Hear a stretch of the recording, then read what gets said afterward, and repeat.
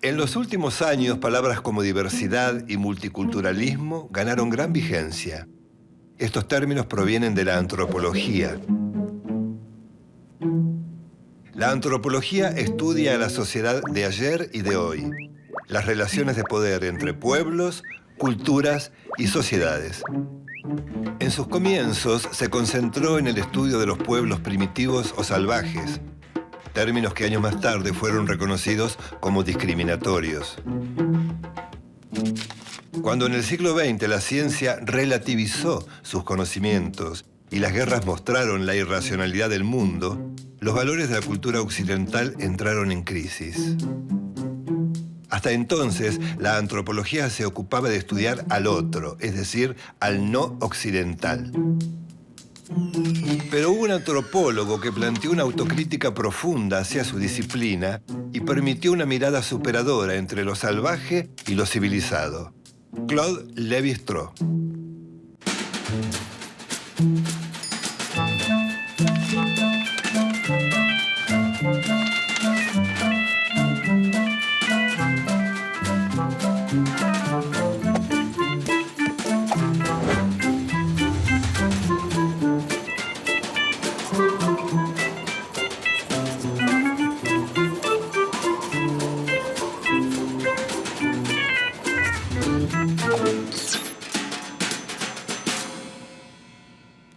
Lévi-Strauss fue quien acuñó conceptos como diversidad cultural, que refiere a la convivencia entre distintas culturas, y multiculturalidad, que parte del reconocimiento del derecho a ser diferente y del respeto entre los diversos colectivos culturales. Sus estudios sobre los mitos, sobre los sistemas de parentesco y sobre el tabú del incesto establecieron una continuidad entre lo primitivo y lo civilizado. Lévi-Strauss cree que el individuo se relaciona con su entorno a partir del pensamiento, no por instinto o por necesidad de preservación. Por lo tanto, es imposible separar la naturaleza de la idea de cultura, como hacía el pensamiento clásico. Para él todo es cultura. Claude Lévi-Strauss nació en Bruselas en 1908. Estudió filosofía y se dedicó a la docencia en Francia. En 1934 viajó a la Universidad de Sao Paulo, en Brasil, donde estudió a los indígenas del Mato Grosso. Ese primer contacto lo llevó a abordar sus estudios sobre las costumbres de las tribus Bororo y Cadubeo. Luego fue profesor visitante en la Escuela de Estudios Sociales de Nueva York y director asociado del Museo del Hombre en París. Por esos años publicó sus primeros libros. Desde un comienzo prefirió llamar ágrafos, es decir, sin escritura, a los llamados pueblos primitivos. Entre muchos fenómenos, estudió el totemismo. El tótem es una figura simbólica de forma animal o vegetal que representa el vínculo que une a los integrantes de una comunidad. La tradición científica asociaba el totemismo al fetichismo o a las supersticiones. Por el contrario, para Lévi-Strauss, el totemismo consiste en asociar, en forma simbólica, un grupo social con un tipo de animal en particular. Esta asociación es simbólica, no real. No se sienten osos, sino que admiran algunos de sus atributos. Era una forma muy elemental de organizar la experiencia. Algunos animales son cazadores, otros son colaboradores. Por eso el totemismo es un fenómeno intelectual. Los pueblos primitivos crearon relatos para entender fenómenos naturales que no podían comprender en forma racional. Estos relatos son los mitos. Los mitos son relatos transmitidos por vía oral, anónimos, y su origen se pierde en el tiempo. A pesar de su aparente incoherencia, llaman la atención por su inventiva y su imaginación desenfrenada. Nacen de la necesidad del hombre de crear instrumentos para procesar problemas lógicos, de inventar una estructura de imágenes que confiera sentido al resto del mundo. Reescribir de acuerdo a los contenidos. Así poder explicar fenómenos como, por ejemplo, la maternidad. Los mitos sirven para remediar ciertas contradicciones que una cultura no puede resolver.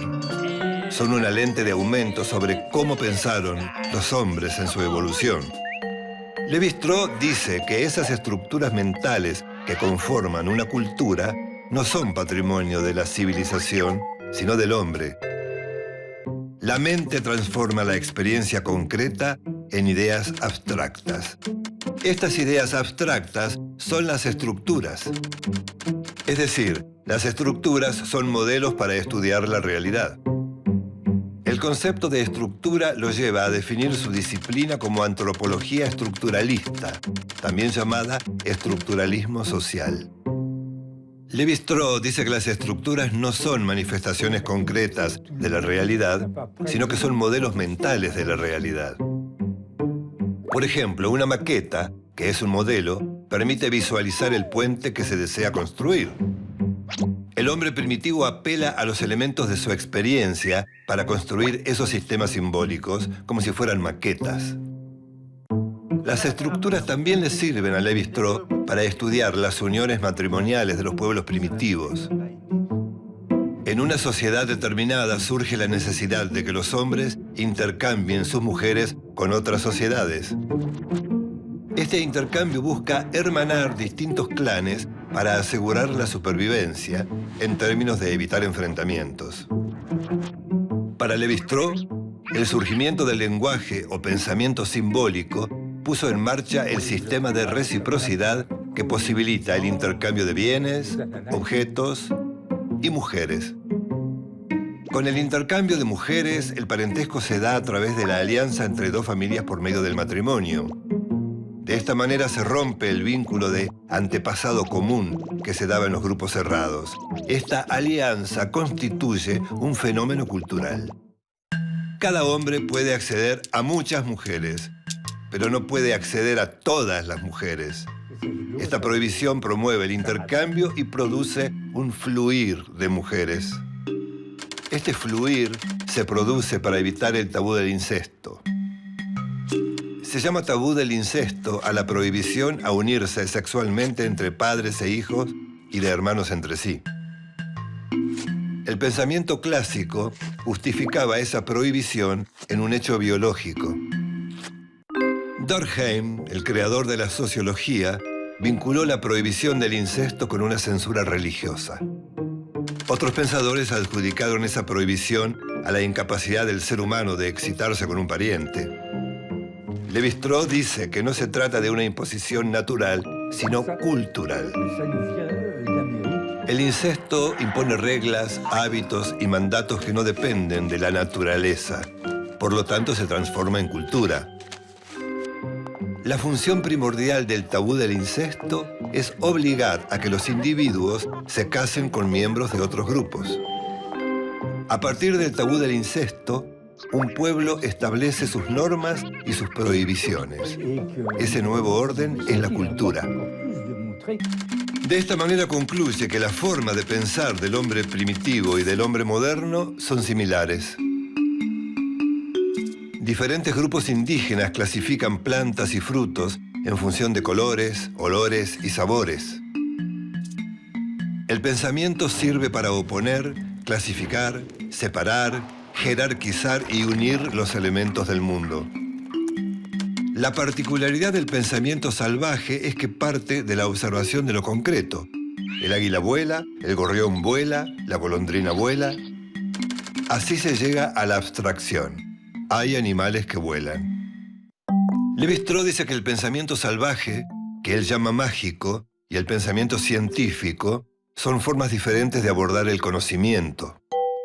El pensamiento mítico-mágico es un sistema lógico que permite clasificar, entender y catalogar el mundo conocido y producir nuevos conocimientos. A través de estos sistemas clasificatorios, el mundo se inscribe como un conjunto reconocible y manejable. Uno de los aportes más significativos de Lévi-Strauss es la idea de cultura que permite pensar al hombre primitivo como un hombre culto. Es decir, un hombre que piensa y razona para vivir en el mundo es un hombre culto. Estudiar a los pueblos primitivos permite estudiar la naturaleza de las sociedades. Sus pensamientos están reunidos en varios libros. el pensamiento salvaje y el totemismo en la actualidad, entre otros.